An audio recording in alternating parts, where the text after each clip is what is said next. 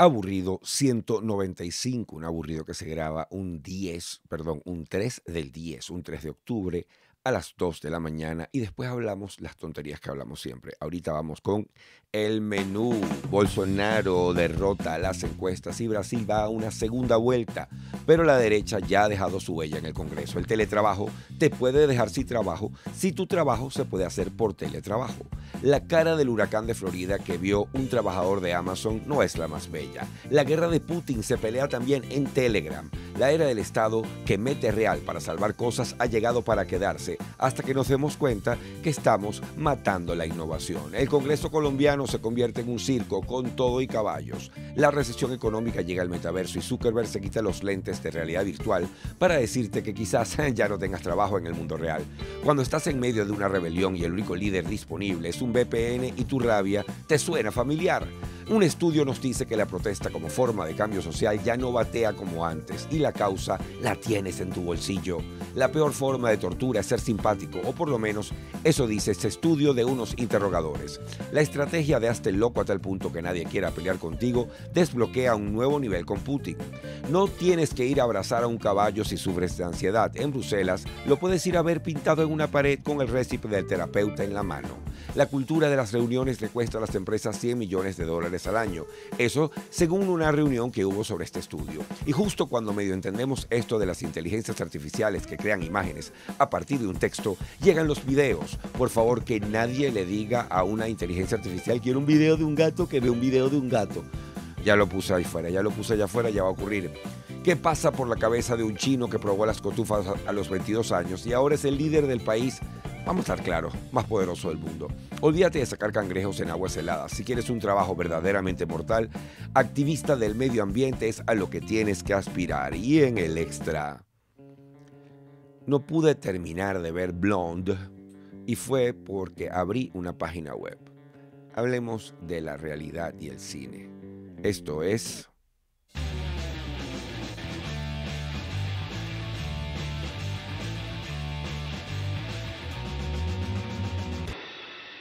Aburrido. Muy bien, terminaron las elecciones en Brasil. El resultado hasta ahora, a las 2 de la mañana, quizás hay alguna noticia que yo me esté perdiendo, pero lo que hay básicamente es un país dividido con el 99,8%, nos dice Al Jazeera, de las máquinas de votación contados. El retador Luis Ignacio Lula da Silva tiene 48,4% de los votos válidos comparados con el 43,3% de Bolsonaro.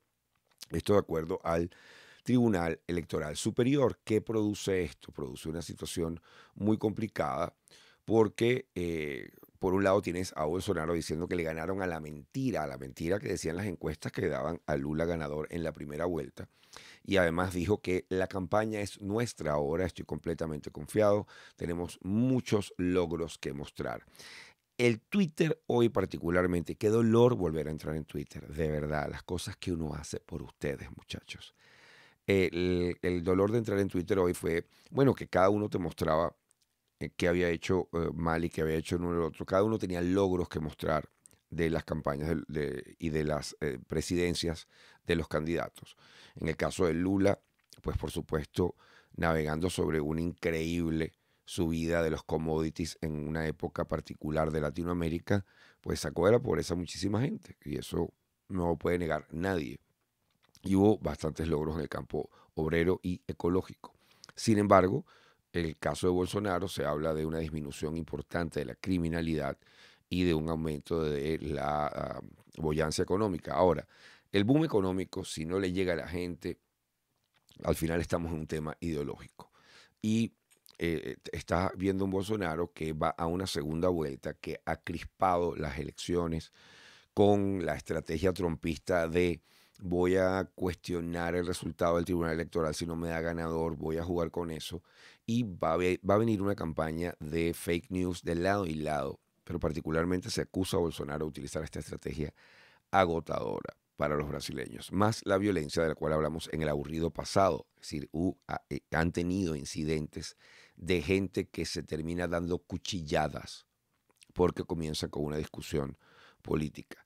La polarización va a ser un tema en este aburrido, no lo he escogido yo, ha aparecido en varios artículos que me han llamado la atención. O puede ser tu subconsciente, Briseño, es que estás medio obsesionadito con el tema, por aquello que... Sí, yo sé, yo lo sé.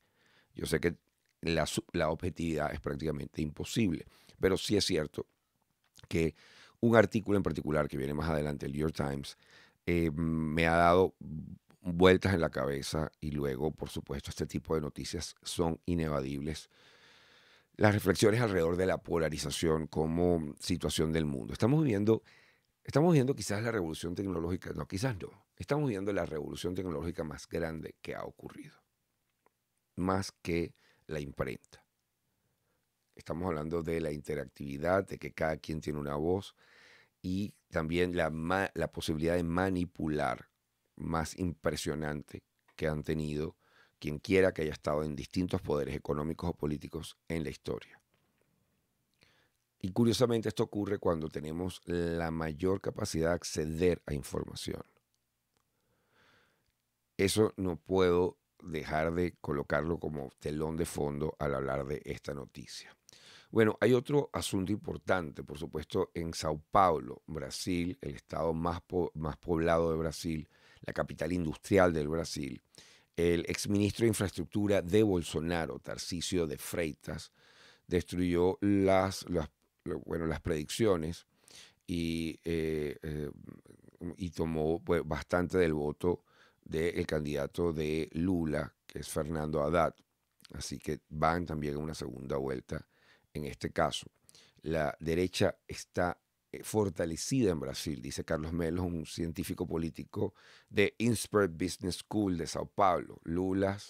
La segunda vuelta de Lula como una victoria no es tan probable ahora como se veía antes. Bolsonaro va a llegar con mucha fuerza a la reelección. Y esto ocurre, recordemos, en un contexto donde tienes varios vecinos que frente a la inflación, frente a la cantidad de gente que ha estado excluida del empleo formal, ha ido hacia la izquierda. Estamos hablando de Gustavo Petro en Colombia, de Gabriel Boric en Chile, de Pedro Castillo en Perú, con por supuesto la, la salvedad que he hecho constantemente de no confundir y meter dentro de un solo saco a todas las izquierdas. Entonces, el tema de la manipulación de la información aquí va a ser importante. Durante toda la campaña, dijo Lula, yo pensé que iba a ganar y vamos a ganar. Esto es solamente una pausa, las cosas no están bien y necesitamos recobrar este país y ponerlo en la esfera internacional. Jugando Lula también a el tema del nacionalismo que ha sido tan popular en las elecciones en el mundo recientemente. ¿Qué más puedo agregar sobre esto? Bueno, eh, eh, ¿cuáles son, si se quiere, los puntos flacos de Bolsonaro? Bueno, ha perdido muchos de los votantes moderados, la manera en que trabajó con las debilidades de la economía, sus ataques al Congreso, a las cortes, a la prensa y la subida que ya no puede ocultarse de la devastación de la selva amazónica bajo su mandato es uno de los temas que se agregan, son algunos de los temas que se agregan a la manera tan torpe como manejó el COVID-19, que recordemos tiene 686.000 muertos en Brasil, más de 685.000 muertos en Brasil.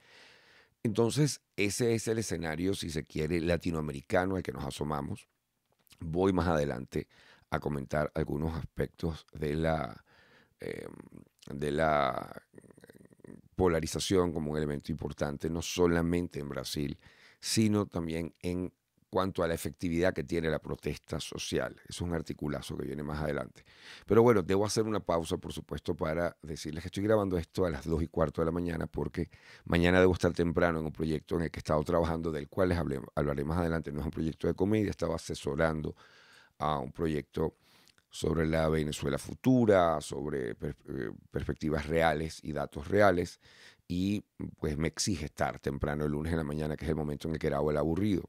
Estará disponible en audio, pero probablemente el procesamiento de video y todo lo demás será como siempre a mediodía o después de hoy lunes, porque eso lo hace Paola cuando llegue aquí y va a estar sola en la computadora con todo lo que le voy a dejar armado. Voy a tratar de colgarles una forma muy rústica En el Patreon, me refiero a rústica, es que quizás no pula todo el tema de los links, etcétera. Eso lo hace Paola para que yo pueda tener una vida, porque me voy a terminar acostando a las 4:30 de la mañana y vamos a tener una dificultad grande en tratar, en que yo funcione en la mañana si no duermo por lo menos una hora. Y lo otro que quería, por supuesto, era agradecer a la gente como Erika Goncalves, Tsuga Márquez, Miguel Velázquez, Leonardo, Jans Villasmil, Carla G, Gabriela Leli. Mira, Gabriela se inscribió en el Patreon, ¿no? Y Leonardo se anotaron en los tiers más altos. Y eso se agradece. No es que sean menos que ustedes, Carla, Jans, Nigel, Nitsuga, pero por supuesto que no. Pero se agradece que haya gente que tenga ganas de ver el contenido en video. Y para el tier de 20 me tengo que poner al día con 2 videos de stand-up para ustedes largos de los shows que he hecho en agosto y septiembre.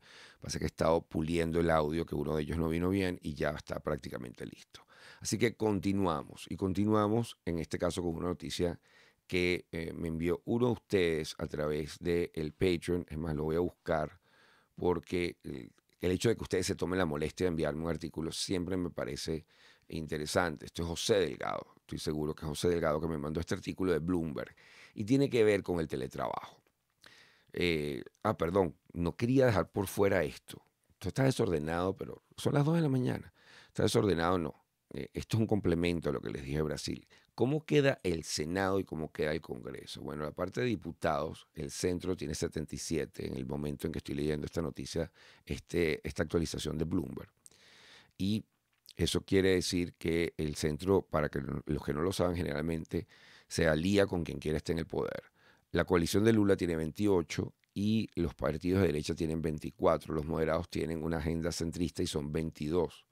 Eso, por supuesto, coloca un Congreso que no es tan fácil para trabajar con él como Lula quisiera, y todavía se ve más fuerte en el caso del Senado, donde el Centro, que es la coalición más fuerte en Brasil, tiene 15, los partidos de derecha tienen 6, Lula tiene 5 y los moderados solamente tienen 1. Esto convierte al Senado en una plaza de difícil trabajo para quien vaya a quedar si es Lula.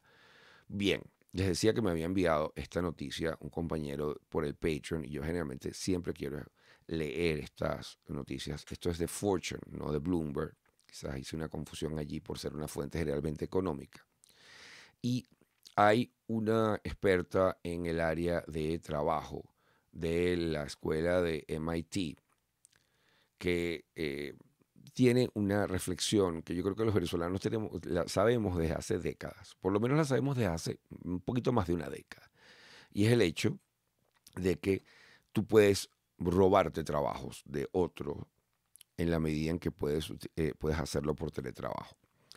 Doy el contexto de lo primero que dije. Lo primero que dije lo dije en función, lo que estoy diciendo en función de Venezuela, es que durante mucho tiempo nuestra situación económica era tan crítica que podíamos ofrecer por mucho menos que se ofrecía en las páginas donde la gente subastaba trabajos. Podíamos ofrecer hacerlo por mucho menos que otros lugares. Y de hecho había quejas contra editores, diseñadores gráficos venezolanos que tenían la capacidad de que de repente en una página, estas en que se subastaban trabajos, necesito a alguien que me haga unas portadas para PowerPoint. Y la gente en México decía, bueno, te las hago por $20, te las hago por $25. Aquí en venezolano decía, te las hago por $5. ¿Por qué traigo esta reflexión? ¿O por qué me viene el recuerdo de ese momento? En este momento no es tan fácil. En este momento de economía dolarizada, el que ofrece un servicio en nuestro país, aunque todavía puede cobrar menos, no necesariamente puede cobrar tanto menos como lo podía hacer antes. Pero este artículo es importante porque una Anna Stanbury, una assistant professor, profesora asistente de estudios de trabajo y organización en MIT, tiene mucho que decir sobre el tema del teletrabajo que todavía no se ha conversado. Si la gente que hace codificación para Google y para Facebook pueden vivir donde quieran en los Estados Unidos, donde quiera que ellos quisieran, y trabajar por 1 año y medio sin ir a la oficina, entonces me parece que es muy probable que muchas compañías van a empezar a repensar en un outsourcing de ese tipo de trabajos a más largo plazo, que antes no eran hechos por outsourcing. Tengan miedo, tengan mucho miedo, es lo que agrega Fortune aquí a Stanbury. Y no solamente es ella, hay varios expertos que son citados aquí por Fortune que dicen que el hacer un outsourcing a trabajos remotos es una posibilidad muy real, especialmente, primero, en un mercado laboral como el estadounidense, donde están teniendo problemas para llenar ciertas plazas, aunque casi siempre esa dificultad se estaba teniendo en el área de hostelería, de atención, de enfermería. Está empezando a ocurrir en trabajos que tienen que ver con codificación, trabajos que se pueden hacer de manera remota. Muy bien.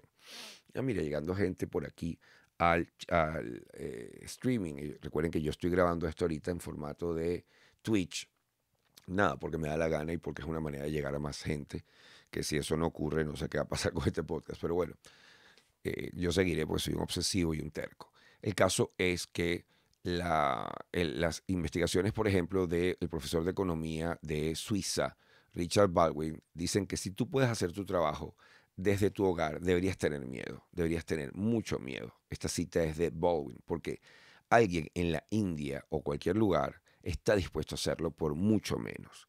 Y este miedo ha sido documentado durante una década, de acuerdo al Bureau de Economic Research y a su paper con Jonathan Dingle, el paper de Baldwin con Jonathan Dingle, y la telemigración y el desarrollo son uno de los temas que les permitieron a ellos categorizar a los trabajos en 4 grupos, que tiene uno, que tiene alta probabilidad de ser llevado a otro lugar, simplemente que tiene capacidad de ser llevado a otro lugar, dificultad para ser llevado a otro lugar y que no puede ser llevado a otro lugar, que tiene que hacerse en la oficina. Lo interesante es que son 2 preguntas nada más las que tienen que hacerse para saber si tu trabajo es fácil de llevar a otro lugar. La persona en esta ocupación tiene que estar físicamente cercano a un lugar de trabajo en los Estados Unidos y si eso no es así, deben estar cercanos a una unidad de trabajo. Si eso no es así, bueno, entonces tu trabajo puede ser teletransportable. A saber, un outsourcing, un trabajo que puede ser llevado a un outsourcing y que además le va a dejar rédito a la compañía porque no tienen que pagar lo que te están pagando a ti. Entonces, hágase esa pregunta. Y yo creo que esta pregunta va para la gran mayoría de los trabajos, honestamente, porque aquí no hemos metido el factor inteligencia artificial, que también lo voy a tocar más adelante con otro artículo, un nuevo desarrollo de Facebook o de gente de Meta en inteligencia artificial que abre otro episodio más de lo que va esto. No voy a mencionar ni siquiera el robot que anunció Elon Musk, porque bueno, porque hasta que no veamos realmente de qué va el asunto, me pareció más bien todo un show. A saber, hay una cantidad de robots en este momento con forma humanoide que ya están haciendo inclusive algunas funciones en el área de hostelería, en el área de compañía. Lo que pasa es que Musk es bueno haciendo su show. Lo interesante de Musk es que para que no nos vayamos por el camino de Terminator, eso fue lo que dijo. So we don't go down the Terminator path. Casi estoy citando textualmente lo que recuerdo de la exposición. Esto va a tener un botón. Esto hay que empezar a dominarlo y a trabajarlo. Nosotros en Tesla que creemos que hay que ponerse las pilas en esto. Me parece interesante que Tesla es la que nos va a salvar. Tiene cada vez más vibra de malo de DC, el hombre, del tipo que viene a ofrecer las salvaciones, o de malo de Doctor Seuss. Y probablemente tiene buenas motivaciones, y yo creo que obviamente el tipo en muchas áreas es verdaderamente un genio. Pero no quiero ni siquiera entrar en robótica, sino simplemente en cuántos trabajos te puede quitar en este momento los bots, los chatbots, los modelos de lenguaje que redactan, que aprenden a hacer hojas de Excel, que aprenden a tomar decisiones. No sé si ustedes lo saben, siempre es bueno recordarlo. En este momento, mientras usted escucha este podcast, hay computadoras decidiendo qué acciones comprar y qué acciones vender por algunas de las grandes firmas de movimiento de finanzas del mundo. Es decir, que descubrieron que hay computadoras que toman la decisión más rápido y tienen una tasa de pegarla similar y en algunos casos superior a la humana, y el trabajo de broker, de jugador de bueno, jugador no es la palabra, de movedor de acciones, lo están haciendo ellas. Hay divisiones dentro de las grandes firmas que están trabajando ya con esto. Entonces, no solamente si tu trabajo es teletransportable, es outsourceable, sino si todavía va a existir. Y esto plantea unos desafíos no solamente para el trabajo, sino para la educación. ¿Qué diablos le dices tú? Cuando yo entré a estudiar en la universidad, era obvio por dónde había que irse, por donde se fueron todos los que me están escuchando, en este caso dentro del Telegram, que es la ingeniería informática y la de telecomunicaciones. Eran las ingenierías que se veían que iban a dar trabajos en una década, o sea, que iban a dar trabajo durante décadas. Hoy en día, ¿de qué trabajo se puede hablar con esa seguridad? ¿Qué se estudia? Además, sí, hay quienes hablan de lo obsoleto que es cada programa de estudios un año después que es escrito, en comparación con las innovaciones que van apareciendo. Entonces, este trabajo de Fortune me parece un aporte importante de nuestro pana del Patreon, José Delgado, porque agrega a la gran discusión sobre el trabajo que hemos venido teniendo.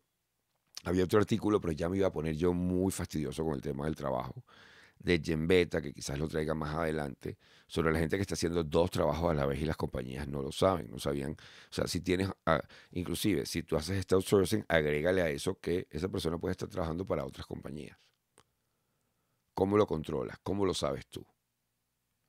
Muchos trabajos que pueden ser hechos desde cualquier parte del mundo, en el fondo caen dentro de categorías que ya han ido generando verdaderas industrias en la India, en México, en Colombia. Y de hecho, muchos de esos trabajos ya están siendo sustituidos por chatbots que salen más baratos. Y debo reconocer que el chatbot con el que converso, que ante la incapacidad que tengo o la preparación actoral, emocional a la que yo me tengo que someter cuando voy a llamar al banco y voy a tener a alguien que me hable del otro lado, a pesar de que yo soy el cliente, sí, yo sé que suena que yo tengo una personalidad súper fuerte, pero a mí ese tipo de conversaciones me incomodan. Y es un trabajo de alma que tengo que hacer. Cuando he tenido que lidiar con el chatbot del banco y veo lo rápido que me resuelve todo y no tengo que entrar en la de imaginarme el día que esa persona está teniendo, por qué diablos lo estoy molestando, esas cosas que me pasan a mí por la cabeza, es el nivel de locura. Debo reconocer que me da mucho mejor. Me da mucho mejor. Muy bien, pasemos entonces al siguiente artículo y aquí sí viene una reflexión. Esto lo debía haber dejado para un extra, porque todavía no me he decidido con respecto a cuál es la opinión que tengo. Esto también lo envió uno de ustedes, si mal no recuerdo. Eh, no tengo el nombre, pero yo sé que bueno, varios de ustedes, por eso fue que no tengo el nombre de la persona que lo envió. Un trabajador de Amazon hace deliveries a 172 personas durante el huracán Ian. Y hizo un video de TikTok que se hizo viral y dice, los odio a todos. Los odio a todos ahora. Yo sabía que este huracán venía y ustedes todavía pidieron, you all knew this hurricane was coming.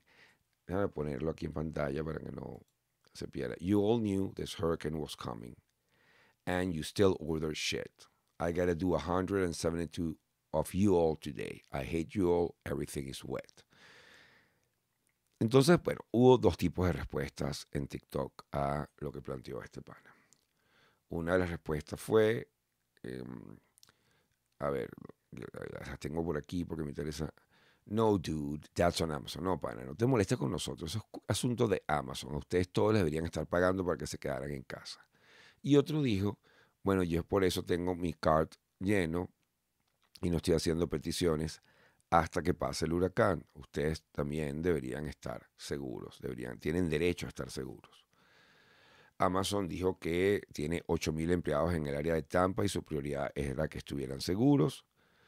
Había cerrado más de 80 de sus facilities, de sus entidades que estaban en el camino de esta terrible tormenta y la compañía le va a pagar a los empleados por sus turnos. Bueno, vamos a ver si esto que está diciendo Amazon es consecuencia de este video durante el periodo de cierre y así como que le va a dar ayuda a aquellos que sean afectados por el huracán. Porque aquí eso es lo otro. Uno no sabe cuándo todas estas respuestas son cuando efectivamente se ha generado la tormenta, pero la tormenta mediática. Recuerdo que el 29 de septiembre llegó esta tormenta de categoría 4, este huracán de categoría 4, 150 millas por hora a las costas y tuvo un impacto brutal en el estado y produjo pues, cientos de muertos hasta donde dice el sheriff del condado de Lee, Carmine Marceno. Ahora, hay dos formas de leer esto como se ha planteado. La primera es dejar la rechera. Ustedes Amazon les debería pagar. Pero yo me hacía la pregunta, yo hubiera considerado el hecho de que venía el huracán. Obviamente, una parte de mi cabeza cómodamente habría dicho lo primero que dijo el pana. Bueno, mira, si no me lo pueden traer, es responsabilidad de la compañía no mandar a sus deliveries para que lleven los paquetes. Es decir, hay una tormenta, hay un huracán, hay una locura. Ok. Los que conocemos este podcast sabemos que yo tengo una pequeña obsesión con Amazon y Amazon como una muestra de cierta cultura y cierta competitividad que nos lleva a lugares absurdos, como ha ocurrido efectivamente con la cultura interna de competitividad de Amazon. Entonces, ¿es posible pensar que iban a mandar a la gente? Sí, es posible pensar que iban a mandar a la gente a, a hacer deliveries. Claro que sí, porque además sabemos del sistema de supervisión que ellos tienen encima y de lo duro que es Amazon. Y la clave aquí es que no todo el mundo tiene por qué saber eso. No todo el mundo tiene estas obsesiones que yo tengo con todas las noticias que vienen de las quejas de los trabajadores de Amazon y también el punto de vista de Jeff Bezos, por supuesto, por supuesto. Pero hay un odio aquí que es para mí el pináculo o la punta de un iceberg más denso, que es el de sentir y el que aparece, por ejemplo, cuando hay una etiqueta en una cartera que dice, mira, nos tienen como esclavos en esta fábrica, por favor, dejen de comprar estas bolsas. Y eso ha aparecido en muchos productos. Y es el mismo grito de, realmente nos damos cuenta de cómo vive el otro, de las condiciones del otro. Eso no lo puedo dejar de sonar. Y quizás es la mitología cristiana que sigue sobreviviendo en mi cabeza a pesar de mi ateísmo. Pero ciertamente hay que pensar en eso, ¿no? Hay que pensar esa persona cómo va a llegar aquí. Cuando yo hice asesorías y he seguido haciendo una que otra, donde hice asesorías a empresas, una de las cosas, y lo nombré creo que en el aburrido pasado, una de las cosas que me llamaba la atención era que muchísimos gerentes no tenían ni la más remota idea de cuánto tiempo antes se tenía que levantar un empleado para llegar a su trabajo, del cual él era el gerente. Y cuando digo la más remota es porque quizás yo no voy a pedir lo que ciertos gerentes y presidentes de empresas que conozco exigen, que es que sus gerentes medios conozcan todo a sus empleados de primer nombre y saberse la familia y dónde viven, es decir, verdaderamente tengan ese contacto personal por efectos de liderazgo. Pero ciertamente por lo menos imaginarte el recorrido del otro, darte cuenta de cuán distinta es su vida. Recordemos la película Parásito, coreana, mostrándote dos formas de vida tan absolutamente separadas. Estoy aquí abogando por un esquema de izquierda de hay que quitarle a los ricos, pero no, por ahí no va la cosa. De hecho, no sé si hay un sistema mejor que el del mercado y el capitalismo. Ciertamente no creo que sea el comunismo. Y ni muchas de las versiones que se nos han planteado el socialismo tampoco. Y digo muchas de las versiones porque hay formas de apoyo social, de construcción social en el norte de Europa que podrían ser descritas como socialistas, aunque respetan el mercado. Pero saben que estas diferencias siempre van a existir. Ahora, cuán grande es una cosa, pero que existan las diferencias no quiere decir y que nosotros demos por sentado que el sistema, pues, no es justo porque no nacemos iguales. No tenemos esa posibilidad de nacer iguales. Eso no existe. Todos somos distintos, incluso desde el punto de vista de ADN. Pero podríamos preocuparnos por saber cómo vive el otro. Eso por un lado. Y por otro lado, cuando queda tan holgado el rol y los deberes que debe tener una empresa para con sus empleados, como ocurre en el caso de Amazon, que ha tenido sedes en las cuales se han creado sindicatos y otras en las que no se ha llegado a formar el sindicato porque pues, la empresa convence a los empleados de que ellos tienen capacidad de mejorar sus vidas mejor que un sindicato. Y todos sabemos los efectos nocivos que pueden tener los sindicatos, nadie los está obviando. Disculpe que siempre tengo que hacer el pero y el todo porque es que no quiero que peguen el grito. Este podcast es de centro extremo, por lo tanto siempre tendré que hacer unos paréntesis y unos guiones. Pero ciertamente el saber cómo vive el otro. Es decir, cuando estás pidiendo, a nadie le pasó por la cabeza. Y esa es la pregunta de él que me parece igualmente válida considerar. A nadie le pasó por la cabeza que viene un huracán y usted está haciendo pedidos.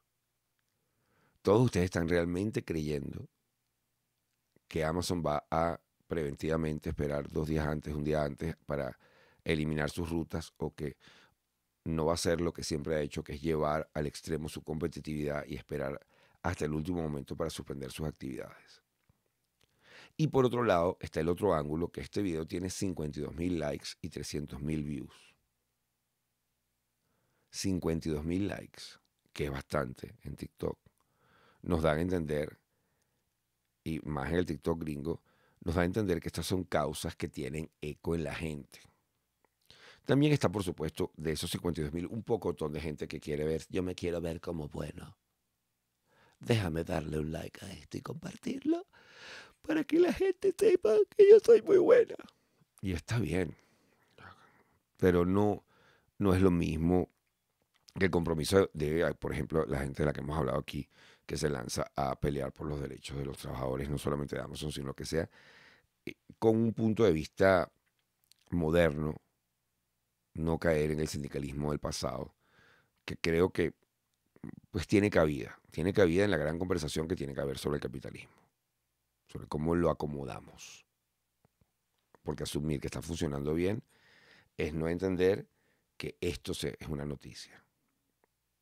Y esto es una noticia porque además nos hemos acostumbrado a cada vez más inmediatez. Yo todavía estoy indignado que mi celular va a tener que llegar a Miami, no va a llegar aquí, porque voy a tener que, si llega aquí, va a llegar después de que yo salga de gira. Entonces voy a irme con el pote este que no me había dado cuenta que tiene 4 años y medio. Digo pote, en realidad este pana se porta muy bien, pero ya está empezando a echar broma, ya estás anunciando que necesitaba replacement. Finalmente, después de muchas noches conseguí el replacement y yo mismo caigo en esa de, pero ¿cómo es posible, chico? Quizás todo esto viene por un podcast de la gente de Freakonomics. No, uno fue de Freakonomics, pero también Jordan Peterson los ha entrevistado. Y vamos a tener que tener un programa sobre Jordan Peterson porque en algunas cosas la está perdiendo, pero en otras cosas hay que reconocer que tiene cosillas que decir importantes. Superabundance es el concepto de estos profesores que publicaron este artículo, este libro. Si Marianne Toppy and Gail, ya va. Los entrevistados fueron Marianne Toppy y Gail Pooley, que son los coautores de un libro que se llama Superabundance. Y vine a esta discusión, disculpen que haya pegado ese salto, porque ellos discuten en ese podcast y en ese libro el hecho de que nos tomamos muy poco tiempo para darnos cuenta del mundo en el que estamos viviendo en relación al mundo que vivieron 1500, 1600, 1700, 1800, incluso nuestros padres. Y ellos toman una medida interesante, que es la medida de cuánto tiempo tomaba hacer el dinero que requerían ciertos commodities: harina, arroz, huevos, carne, proteínas, carbohidratos. Y prácticamente en el 99,9% de los países, hoy en día la gente produce esos bienes o produce lo que hace falta para adquirir esos bienes en muchísimo menos tiempo que sus padres, sus abuelos y ni hablar de sus bisabuelos. En esa perspectiva, caigo ahorita porque precisamente nos quejamos y la forma de expresarles esto de otra manera sería el famoso chiste de que yo hice mi tesis a máquina y ahora me molesto porque la computadora tarda un segundo más en abrir.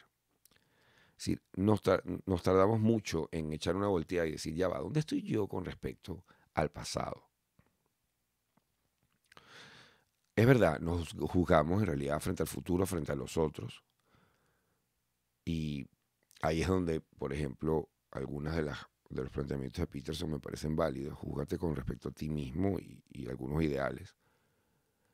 Y no nos damos cuenta de que este mundo que estamos viviendo es casi absurdo en términos de lo que esperamos de él. Satisfacción garantizada, que me llegue a la casa ya. No tengo ni que entrar a pedir. Le doy un botón en la secadora y ya va a venir la cajita de laminitas de secadora. Y lo traigo porque sigo con la pregunta de, ¿tiene derecho a hacer este reclamo este pana? ¿Tiene derecho a reclamar? Ustedes sabían que el huracán venía y ordenaron. No sé si en ese nivel de detalle, pero sí tiene derecho a molestarse cuando esto quizás es una más de otras muestras de a nadie le importa lo que hay detrás de los servicios que recibe. A nadie, incluido. Y quizás por el país en que vivo, relato cosas que en otro país nadie entendería. Cuando estalla un transformador en plena lluvia y vienen de Corpoelec a arreglarlos con unas herramientas que llaman poderosamente la atención, no soy el único, pero lo he hecho. Y digo no soy el único para que sepa que no es un caso de locura mío. La gente les lleva café. La gente les pregunta si han comido. La gente, quizás por el país en que vivimos, se hace la pregunta de cómo hago para que este pana tenga otro estímulo que no sea el sueldo, porque ya sé cuál es, para terminar el trabajo hoy y devolverme electricidad. Porque es un interés egoísta, no es un acto de altruismo, es ya va, este pana llegó hasta acá, vamos a llevarle café, vamos a que esté contento porque yo quiero que me vuelvan a activar la electricidad en mi zona. Pero hay una conciencia de, este pana no está ganando lo suficiente para estar a las 11:30 de la noche montando, reboteando un transformador. A este pana le tengo que llevar algo.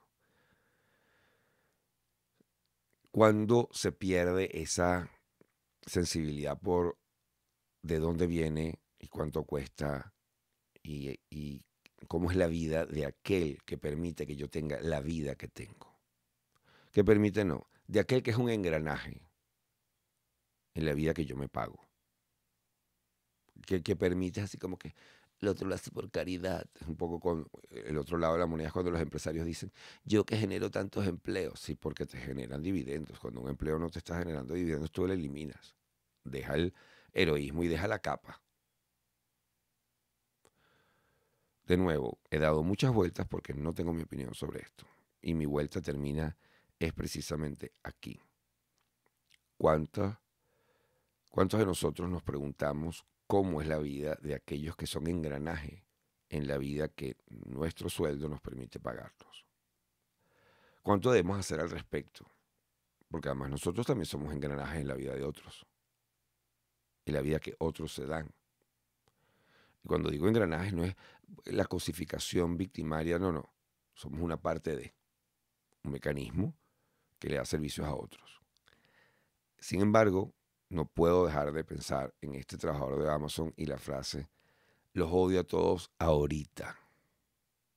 172 entregas. 172 entregas. Hay que verle la demencia a eso. Muy bien.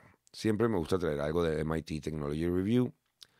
La situación en este momento en Rusia es complicada. Tenemos el antecedente de Putin llamando a una recluta. Por otro lado, la gente saliendo por la frontera como locos. Por otro lado, unos referéndums que muchos han sido, unos referendos que muchos han clasificado como, bueno, payaserías de mentira ocurriendo en las zonas ocupadas y la gente diciendo voluntariamente con cabinas de votación vigiladas por militares, sí, sí queremos ser parte de Rusia. Y eh, Ucrania, inclusive reclamando territorios que estaban planteados como retomados o tomados por Putin. Por otro lado, tenemos fresquecita la retórica militar, la retórica nuclear, en el caso de algunos voceros del Kremlin. Y aquí hay otro ángulo que quizás sería interesante para los que están en este podcast escuchar, que es la penetración que ha tenido el asunto de esta batalla para convencer a la gente de entrar a la guerra en Telegram.